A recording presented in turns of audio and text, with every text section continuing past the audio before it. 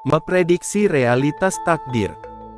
Bayangkan, kalau semua pilihan hidup kita sebenarnya sudah tertulis. Lalu, kenapa kita masih disuruh memilih? Kenapa kita ngalor ngidul cari tutor, cari guru, kemudian capek-capek belajar, belajar ini, belajar itu, lalu kerja keras, dari jualan gorengan sampai trading Bitcoin dan saham AI, tak pernah juga berhenti berdoa dari pagi, siang hingga malam, kalau ujung-ujungnya sudah ditentukan. Atau, jangan-jangan yang kita sebut takdir itu sebenarnya bukan tentang masa depan, tapi tentang bagaimana cara kita melihat masa kini. Di zaman sekarang, AI bisa membaca gerak wajahmu, algoritma tahu apa yang akan kamu klik sebelum kamu pencet klik. Apakah kita ini masih makhluk yang bebas? Atau hanya boneka halus di tangan takdir tanpa sadar? Assalamualaikum warahmatullahi wabarakatuh. Selamat datang kembali di channel Kartun Belajar, tempat lo belajar. Di video ini, kita akan membedah takdir dari dua sisi. Dari sisi spiritual Islam yang menyentuh fitrah, qadar, nafsu, dan keikhlasan. Dan dari sisi neurosains modern, yang bicara tentang otak, kehendak, dan ilusi pilihan. Dan ujungnya, kita akan menjawab pertanyaan besar. Apakah takdir bisa diprediksi? Atau justru, takdir adalah sesuatu yang harus dipahami, bukan ditebak? Kita sering bilang, ya udahlah, emang udah takdir. Tapi, apa itu sebenarnya takdir? Dalam Islam, ada dua jenis takdir. 1. Takdir mubrom, adalah takdir yang mutlak, tidak bisa berubah. 2. Takdir mualak, adalah takdir yang bisa berubah dengan ikhtiar, dan doa. Misalnya, kematian itu adalah bagian dari takdir mubrom, pasti terjadi. Tapi usia kita bisa jadi adalah takdir mualak atau takdir yang bisa berubah, tergantung amal, kesehatan, bahkan kebaikan pada sesama. Allah telah berfirman, Allah menghapus dan menetapkan apa yang Dia kehendaki. Dan di sisinya terdapat umul kitab, lauh mahfuz. Al-Quran Surat Ar-Ra'd, ayat 39. Artinya, ada ruang dalam skenario ilahi, untuk ikhtiar manusia. Tapi ilmu modern punya pendapat lain. Dalam neurologi, muncul satu eksperimen terkenal. Eksperimen Benjamin Libet. Libet menemukan bahwa, otak kita sudah membuat keputusan beberapa milidetik, sebelum kita merasa membuat keputusan itu. Artinya, kemauan kita mungkin ilusi. Apa benar selama ini, kita cuma ngejalanin skrip yang udah disusun oleh otak kita sendiri? Kalau begitu, apa bedanya otak dengan takdir? Apakah takdir itu sebenarnya algoritma biologis yang dibungkus spiritualitas? Atau sebaliknya, apakah takdir itu kehendak Tuhan yang ditanamkan ke dalam otak dan fitrah kita sendiri? Fitrah, nafsu, dan keinginan. Siapa yang sebenarnya mengendalikan? Dalam Islam, manusia diciptakan dengan fitrah, yaitu kecenderungan bawaan menuju kebaikan, tauhid, dan cahaya. Nabi bersabda, setiap anak dilahirkan dalam keadaan fitrah. Maka orang tuanya lah yang menjadikannya Yahudi, Nasrani, atau Majusi. Hadits riwayat Imam Bukhari dan Imam Muslim. Fitrah itu seperti kompas alami. Tapi, kompas ini hidup berdampingan dengan nafsu, dorongan instinktif, yang sering menarik kita ke arah sebaliknya. Keinginan untuk merasa cukup, nyaman, diakui, atau sekadar merasa senang, semua itu tumbuh dari nafsu, dan berlapis-lapis. Nah, disinilah hidup jadi rumit. Kalau fitrah kita adalah cahaya, maka, nafsu kita adalah kabutnya. Di dunia modern, kabut itu semakin tebal. Karena teknologi dan kapitalisme tidak hanya menyalakan nafsu, tapi juga mengatur arah dan bentuknya. Coba deh lihat, algoritma media sosial bisa memprediksi apa yang kamu inginkan, bahkan sebelum kamu sadar menginginkannya. Relate gak? Coba komen di bawah. Relate banget, oke? Sekarang, otak kita, terutama bagian yang disebut nucleus accumbens, aktif saat melihat sesuatu yang memicu reward. Dan menariknya, neuroscience menemukan bahwa kita punya dua sistem keinginan. 1. Wanting system, sistem yang terus mendorong untuk mencari stimulus baru. 2. Liking system, sistem yang merasa puas setelah mendapatkannya. Sistem yang membuat kamu merasa bosan. Masalahnya, sistem pertama terus lapar, sedangkan sistem yang kedua cepat bosan. Dan begitulah, kita terjebak. Apa yang disebut keinginan bebas ternyata sangat mudah diprogram, baik oleh hormon, budaya, maupun sistem. Tapi Islam mengajarkan, sesungguhnya nafsu itu selalu menyuruh kepada kejahatan, kecuali nafsu yang diberi rahmat oleh Tuhanku. Al-Quran Surat Yusuf, ayat 53. Artinya, rahmat Allah lah yang membuat manusia bisa keluar dari jeratan nafsu. Bukan sekadar kekuatan mental, bukan pula akal yang penuh bias. Jadi, ketika kita bicara tentang memilih jalan hidup, pertanyaannya bukan cuma apa yang kamu pilih, tapi juga siapa yang sebenarnya sedang memilih di dalam dirimu. Otak, pilihan, dan ilusi kebebasan. Kita sering merasa sedang memilih. Tapi, apakah benar kita bebas memilih? Neuroscience hari ini membawa pertanyaan itu ke tingkat yang lebih mengganggu. Salah satu eksperimen paling terkenal adalah milik Benjamin Libet pada 1980-an. Dia menemukan bahwa aktivitas otak untuk mengambil keputusan muncul sekitar 0,3 detik sebelum seseorang secara sadar menyadarinya. Artinya, ketika kita bilang, "Aku memilih ini," otak kita sudah lebih dulu memutuskan, bahkan sebelum kita sadar. Penelitian lanjutan bahkan menunjukkan pola otak bisa memprediksi keputusan seseorang hingga 7 detik sebelum mereka sadar akan pilihannya. Ini menimbulkan satu pertanyaan besar. Apakah kebebasan memilih hanyalah ilusi neurologis? Kalau begitu, bagaimana dengan takdir? Bagaimana dengan pertanggungjawaban? Dalam Islam, pembahasan soal takdir dan kehendak bebas yaitu ikhtiar, selalu menjadi wilayah yang mendalam. Tapi Islam juga memberi kita keseimbangan. Allah berfirman, "Dan tidaklah kamu menghendaki kecuali Allah menghendakinya." Al-Quran Surat At-Ta'wir, ayat 29. Artinya, kehendak kita terhubung dengan kehendak Allah. Kita memiliki kehendak, tapi bukan kehendak yang lepas dari kehendak Allah. Kita hidup di antara dua kutub, ikhtiar manusia, dan iroda Allah. Nah, jika neuroscience bilang bahwa otak kita telah memutuskan sebelum kita sadar, maka Islam justru melatih kita untuk menyadari dan mengarahkan kehendak itu dengan cahaya iman dan cahaya ilmu. Kesadaran dalam Islam bukan sekadar muncul dari sinyal otak, tapi dari kolbu, hati. Dari hati yang hidup, dan disinilah letaknya keunikan manusia. Sesungguhnya bukan mata itu yang buta, tetapi yang buta ialah hati yang di dalam dada.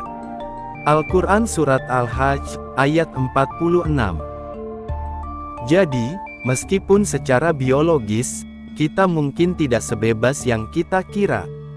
Tapi kebebasan spiritual tetap bisa diraih, ketika hati mulai melihat dengan cahaya dari Allah. Kebebasan yang sesungguhnya bukan soal bisa memilih apa saja, tapi mengenali siapa yang sedang memilih di dalam diri kita. Silahkan like dulu video pembahasan ini.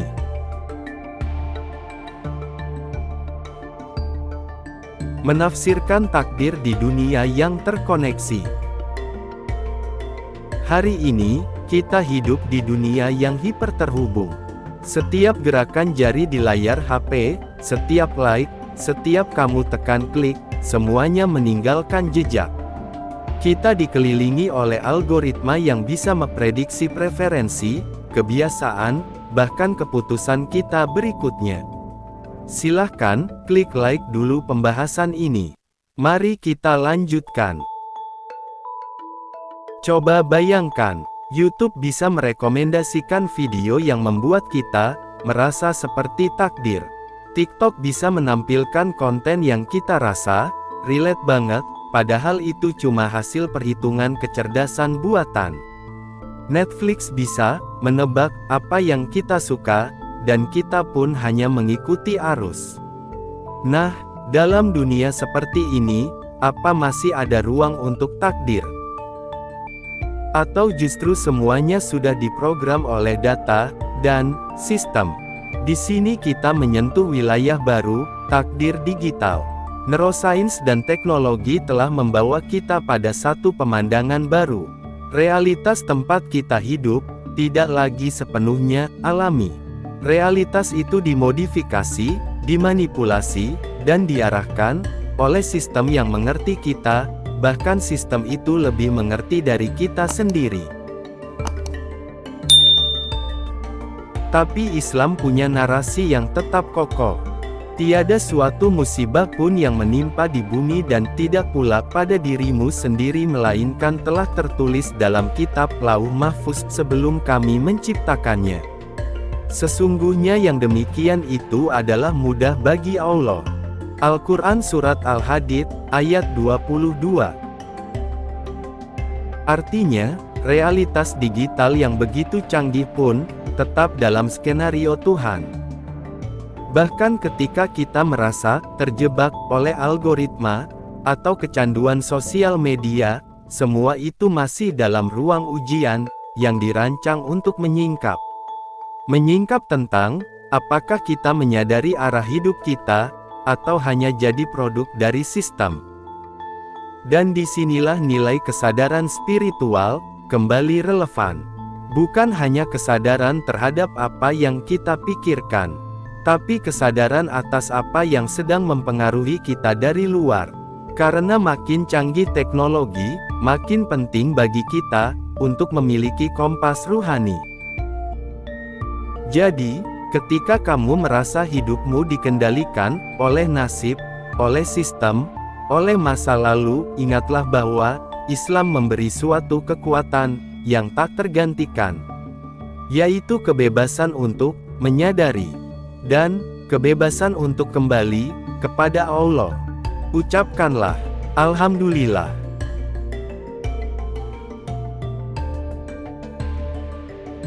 Nafsu dan fitrah atau fitrah, siapa yang sebenarnya mengendalikan hidupmu? Di dalam diri manusia, ada dua kekuatan utama yang saling tarik-menarik, yaitu kekuatan fitrah dan kekuatan nafsu. Fitrah adalah kecenderungan alami menuju kebaikan, menuju cahaya. Sedangkan nafsu adalah tarikan emosional dan impulsif yang seringkali menjauhkan kita dari arah cahaya itu. Dalam bahasa spiritual Islam, fitrah adalah cahaya yang ditanamkan langsung oleh Allah ke dalam jiwa manusia. Setiap bayi lahir dalam keadaan fitrah, bersih, lurus, tahu arah. Tapi kemudian, lingkungan, sistem sosial, trauma, dan algoritma, semuanya perlahan mengaburkan sinyal itu. Rasulullah bersabda, setiap anak dilahirkan dalam keadaan fitrah. Maka kedua orang tuanya lah yang menjadikannya Yahudi, Nasrani atau Majusi. Hadits riwayat Imam Bukhari dan Imam Muslim. Dalam dunia modern, bukan cuma orang tua. Sistem pun ikut mendidik. Iklan, media sosial, tren joget-joget viral di TikTok, budaya instan, dan tekanan untuk sukses, hingga kecanduan dopamin, semuanya menanamkan narasi yang membuat nafsu jadi dominan. Kita hidup dalam zaman di mana keinginan dianggap lebih penting dari kebenaran. Neuroscience memperkuat ini. Dalam otak manusia, ada sistem yang disebut dopamine reward system. Setiap kali kita mengeklik sesuatu yang menyenangkan, entah itu konten review makan enak, belanja online, kemudian scroll TikTok, dapat likes dan followers, otak melepaskan dopamin, yaitu zat kimia yang bikin kita merasa enak, nyaman. Masalahnya, dopamin tidak tahu mana yang baik dan mana yang benar. Dopamin hanya tahu, ini enak, saya mau lagi, ini nyaman, saya mau kenyamanan lagi. Dan, saya suka, saya mau lagi. Jadi, ketika otak kita dibanjiri keinginan yang sebenarnya hanya reaksi biologis sesaat, kita perlahan menjauh dari fitrah. Fitrah bicara soal kesadaran, keseimbangan, dan kemurnian. Sedangkan nafsu bicara soal dorongan cepat, kenyamanan instan, dan kepuasan ego. Lalu siapa yang sedang mengendalikan hidup kita? Apakah kita berjalan berdasarkan cahaya fitrah yang jernih? Atau kita hanya mengulang siklus keinginan yang dipicu oleh sistem dan kebiasaan? Jika kita tak pernah meluangkan waktu untuk merenung, menyendiri, dan mengingat Allah, kita akan terus hidup dalam autopilot, hidup tanpa arah tujuan, bukan sebagai manusia merdeka, tapi sebagai budak impuls dan budak dari tren.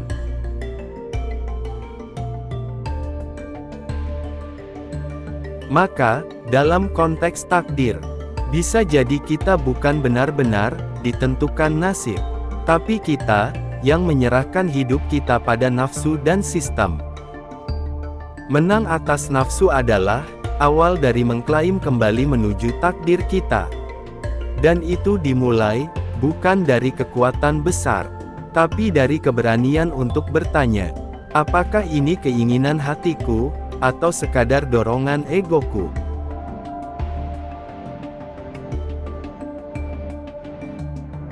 Jika takdir sudah ditulis, apa gunanya berusaha?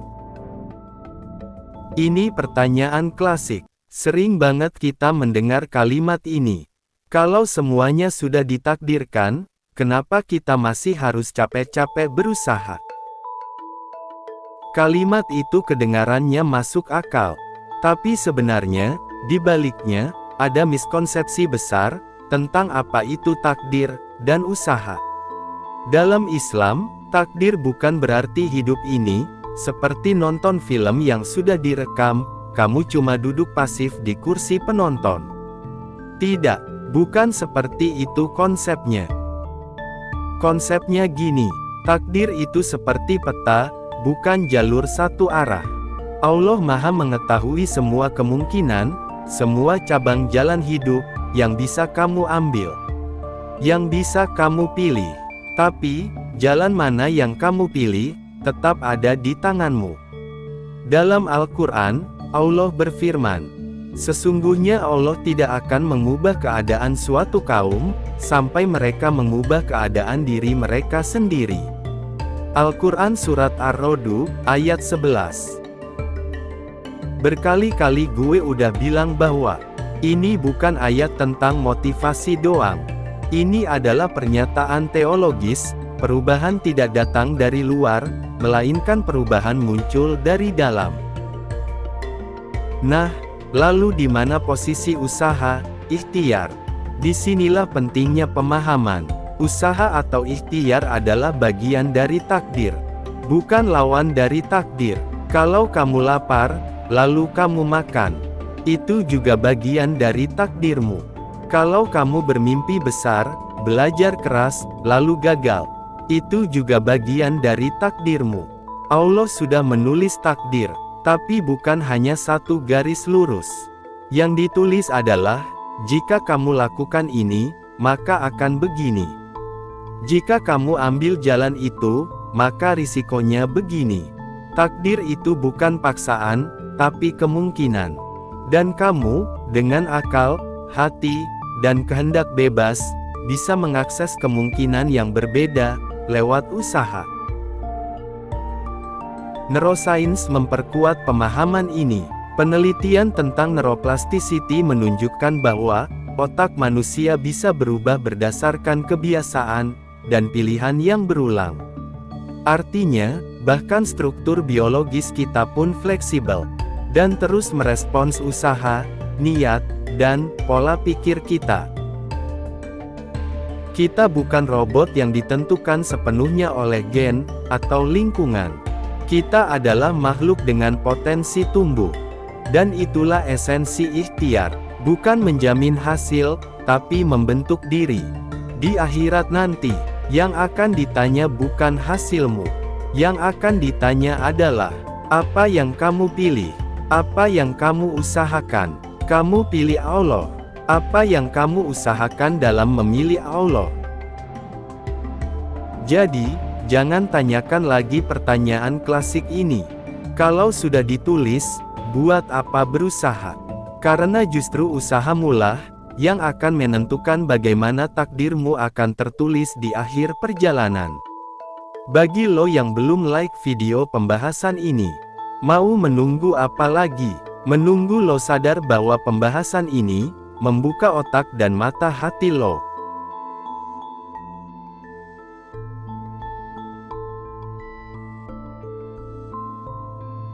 Antara kehendak bebas dan kendali Tuhan, apakah kita benar-benar merdeka?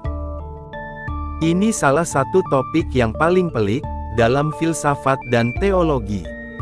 Kalau Tuhan Maha berkuasa atas segala sesuatu, dan segala sesuatu sudah ditakdirkan, apakah manusia punya kehendak bebas? Atau jangan-jangan, semua ini cuma ilusi, dan kita cuma menjalani naskah yang sudah ditulis? Di satu sisi, kita merasa punya pilihan. Kita bisa memilih sarapan nasi goreng, atau roti. Kita bisa memilih untuk sholat, atau malas-malasan. Kita bisa memilih untuk memaafkan, atau membalas. Tapi di sisi lain, kita juga percaya bahwa Allah Maha mengetahui segalanya. Bahkan sebelum kita lahir, dalam Al-Quran disebut, tiada sesuatu musibah pun yang menimpa di bumi, dan tidak pula pada dirimu sendiri melainkan telah tertulis dalam kitab Lauh Mahfuz sebelum kami menciptakannya. Al-Quran Surat Al-Hadid, ayat 22. Jadi, bagaimana kita menyatukan dua hal ini? Apakah kita punya kehendak bebas, atau tidak? Jawabannya, ya, dan tidak. Tergantung dari dimensi mana kamu memandangnya. Coba kita ibaratkan, hidup seperti bermain catur. Allah adalah sang pencipta papan, bidak, dan semua kemungkinan langkah. Allah mengetahui, kalau kamu gerak ke kiri, akan terjadi A. Kalau kamu gerak ke kanan, akan terjadi B. Allah mengetahui semua jalurnya, bahkan sebelum kamu mulai bermain. Tapi, kamu tetap yang menggerakkan bidak. Kamu tetap yang membuat rencana dan strategi. Dan, kamu tetap membuat pilihan, melangkah. Dan disinilah letak keadilan Allah. Allah tidak menilai kamu atas takdir yang tidak kamu pilih, tapi atas keputusan dan langkah yang kamu lakukan dengan kehendakmu. Kalau kamu berusaha, berdoa, dan ikhtiar, mencari rejeki halal dari bisnis atau jualan kesana kemari, ya kamu tahu sendiri, kemungkinan hasil yang akan kamu dapatkan. Tapi, kalau kamu rebahan terus sepanjang hari, ya, itulah kemungkinan hasil yang kamu dapat. Neurosains juga menemukan hal menarik. Dalam eksperimen klasik Benjamin Libet, ditemukan bahwa otak mengaktifkan sinyal, sebelum seseorang merasa telah memutuskan. Banyak yang mengartikan ini sebagai bukti bahwa pilihan kita sebenarnya ditentukan oleh otak secara otomatis. Tapi itu belum seluruh ceritanya. Penelitian lanjutan justru menunjukkan bahwa, meski sinyal awal muncul otomatis, kesadaran kita bisa menahan, atau membatalkan keputusan itu, sebelum dilakukan. Artinya, manusia memang punya ruang kehendak di antara dorongan otomatis dan tindakan nyata, dan disitulah kehendak bebas bekerja. Dalam spiritualitas Islam, kehendak bebas bukan berarti kamu bisa melakukan apapun semaumu. Kehendak bebas adalah amanah, bagian dari tanggung jawab sebagai makhluk yang dimuliakan Allah. Dalam Al-Quran disebut, sesungguhnya kami telah menawarkan amanah kepada langit, bumi dan gunung-gunung, tetapi semuanya enggan untuk memikulnya dan merasa takut mengkhianatinya, dan dipikulah amanah itu oleh manusia. Al-Quran Surat Al-Ahzab, ayat 72. Amanah itu adalah akal dan kehendak, kemampuan untuk memilih antara kebaikan dan keburukan. Dan karena itu pula, manusia layak dimintai pertanggungjawaban. Jadi, apakah kita merdeka? Tidak sepenuhnya, tapi cukup untuk membentuk hidup kita. Cukup untuk bertanggung jawab atas pilihan kita. Cukup untuk menulis lembaran bab-bab takdir dengan tinta kehendak dan usaha. Keinginan, hasrat, dan fitrah bagian dari takdir atau gangguan jalan. Dalam perjalanan hidup, ada satu kompas yang terus bergetar dalam dada kita, yaitu keinginan. Kita ingin dicintai, dihormati, sukses, bahagia. Tapi keinginan juga bisa membuat kita tersesat, terikat pada dunia, dan menjauh dari Allah. Pertanyaannya, apakah keinginan itu bagian dari takdir? Atau justru, keinginan itu menjadi halangan dalam perjalanan kembali kepada Allah? Dalam Islam, kita mengenal istilah fitrah, sifat dasar manusia yang suci, condong pada kebenaran, dan mengenal Tuhan. Nabi Muhammad bersabda, setiap anak dilahirkan dalam keadaan fitrah. Orang tuanya lah yang menjadikannya Yahudi, Nasrani, atau Majusi. Hadits riwayat Imam Bukhari dan Imam Muslim. Fitrah itu seperti cahaya yang Allah tanam dalam diri kita sejak lahir. Tapi, dalam perjalanan hidup, cahaya itu sering tertutup oleh nafsu dan syahwat. Apa bedanya fitrah dan nafsu? Fitrah adalah keinginan alami dan seimbang. Contohnya, ingin makan saat lapar, ingin menikah, ingin hidup damai. Sedangkan nafsu adalah dorongan yang melebihi batas, yang terus menuntut lebih, dan tak pernah puas. Dalam Al-Quran disebut, dan adapun orang-orang yang takut kepada kebesaran Tuhannya dan menahan diri dari keinginan hawa nafsunya, maka sesungguhnya surgalah tempat tinggalnya. Al-Quran Surat An-Nazi'at, ayat 40-41. Lalu, bagaimana kaitannya dengan takdir? Keinginan tertentu memang dibentuk oleh latar belakang kita. Latar belakang keluarga, budaya, lingkungan, atau bahkan trauma masa kecil. Dan itu semua adalah bagian dari takdir situasional kita. Tapi, cara kita merespons keinginan, itulah medan ujian dan kehendak. Allah menciptakan kita dengan hasrat, tapi juga memberi kita akal dan hati untuk menyaringnya. Maka, saat kita tunduk pada fitrah dan membimbing nafsu, kita sebenarnya sedang mengikuti jalan takdir yang bersih, jalan takdir yang suci. Tapi, saat kita menyerah pada syahwat, maka kita sedang membelokkan diri dari jalur yang telah disediakan. Neuroscience menunjukkan bahwa keinginan bukan hanya sesuatu yang muncul dari hati, tapi dibentuk oleh sirkuit dopamin dalam otak. Otak memetakan apa yang memberi kenikmatan, lalu membentuk pola kecanduan, keterikatan, atau bahkan ambisi. Tapi kabar baiknya, sirkuit itu bisa dilatih. Dengan latihan, meditasi, doa, dan muhasabah, kita bisa mengubah pola keinginan dari yang dangkal, menjadi pola yang lebih luhur. Jadi bukan soal mematikan keinginan, tapi mendewasakan keinginan. Dalam tradisi Sufi, ini disebut tazkiyatun nafsi, penyucian jiwa dari nafsu yang merusak. Bukan dengan membenci dunia, tapi cintailah dunia, karena dengan dunia itu, kamu dapat menggunakannya sebagai kendaraan menuju Allah.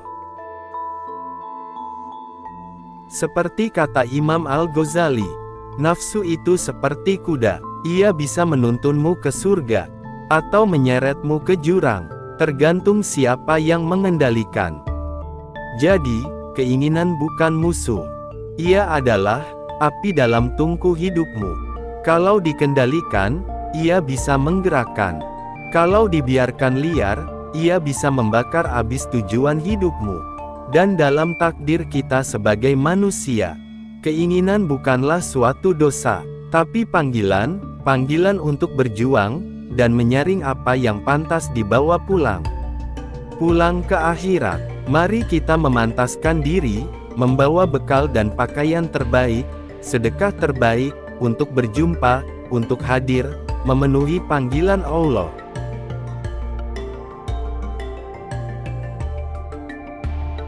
Menyingkap takdir lewat ilmu, dari neurosains, ke doa-doa para kekasih Allah. Dulu, takdir sering kita bayangkan seperti gulungan naskah, yang sudah tertulis rapi di langit. Dan kita, hanya aktor, yang menjalankan skrip. Tapi hari ini, sains dan teknologi mulai masuk ke ruang-ruang terdalam kesadaran manusia. Neurosains membuka jendela ke sistem kerja otak. Dan dari situ, kita mulai bertanya, apakah mungkin takdir bisa diprediksi lewat ilmu?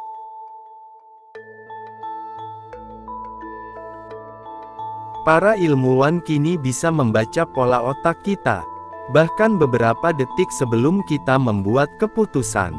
Dalam eksperimen terkenal oleh Benjamin Libet, ditemukan bahwa aktivitas otak untuk mengambil keputusan terjadi sebelum seseorang merasa telah membuat pilihan. Dengan kata lain, otak kita memutuskan lebih dulu, baru kemudian kita merasa aku yang memilih. Ini membuka pertanyaan besar. Apakah kehendak bebas itu ilusi? Apakah takdir adalah sistem yang sudah dikalkulasi dari awal oleh algoritma biologis tubuh kita?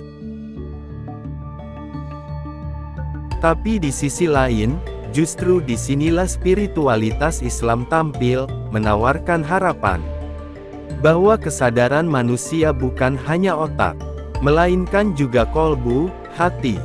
Dan hati itulah pusat hubungan dengan Tuhan. Allah berfirman, maka apakah mereka tidak berjalan di muka bumi, lalu mereka mempunyai hati yang dengan itu mereka dapat memahami. Al-Quran Surat Al-Hajj, ayat 46. Dalam tradisi Islam, terutama tasawuf, manusia memiliki 3 dimensi kesadaran, yaitu akal, hati, dan ruh. Otak mungkin bisa dipindai oleh teknologi, tapi kecenderungan ruhani, dan ilham ilahi, tak bisa dijangkau oleh mesin. Dan uniknya, penelitian modern juga menemukan hal mengejutkan. Orang yang rajin berdoa, dan meditasi, mengalami perubahan fisik pada otaknya.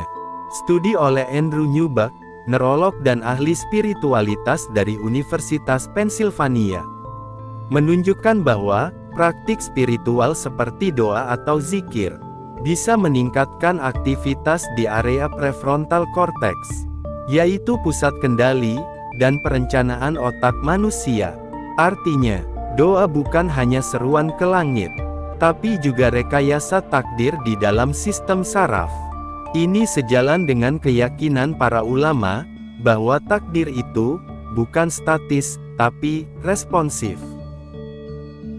Nabi Muhammad bersabda, "Tiada yang dapat menolak takdir kecuali doa." Hadits riwayat Imam Ahmad, Imam Tirmidzi, dan Imam Hakim. Lalu, bagaimana cara menyatukan keduanya? Dalam pandangan integratif, takdir adalah struktur yang luas, tapi bukan kandang yang membatasi. Allah Maha mengetahui segalanya, tapi manusia diberi ruang untuk memilih, memohon, dan berubah. Bahkan, banyak kekasih Allah yang mengubah sejarah bukan lewat kekuasaan, tapi lewat air mata dan doa yang dipanjatkan pada waktu tengah malam. Doa bukan hanya harapan, doa adalah bentuk keberanian. Keberanian untuk bernegosiasi dengan takdir yang telah digariskan. Jadi, ketika kita mempelajari neuroscience, kita tidak sedang menggantikan Tuhan dengan sains. Kita sedang membaca cara Tuhan bekerja dalam tubuh dan kesadaran kita. Dan ketika kita berdoa, kita tidak sedang melawan naskah langit. Kita sedang berpartisipasi dalam penyusunan bab-bab baru dalam hidup kita. Dengan izin Allah. Takdir, untuk ditaati, dipahami, atau dicintai. Kita sudah menelusuri begitu banyak jalur. Dari fitrah manusia, gelombang nafsu, dorongan keinginan, hingga rekaman sinyal otak, dan keajaiban doa. Lalu muncul satu pertanyaan terakhir. Mungkin pertanyaan paling penting, dari semua yang telah kita bahas. Apakah takdir itu untuk ditaati saja? Atau bisa dipahami dan bahkan dicintai?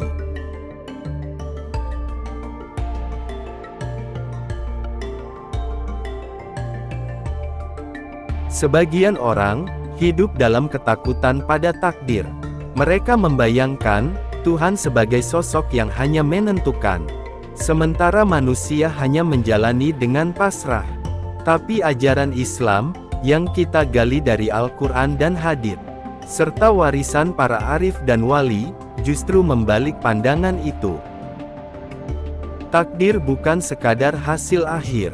Takdir adalah proses keterhubungan antara kehendak Tuhan dan respon kita sebagai hamba.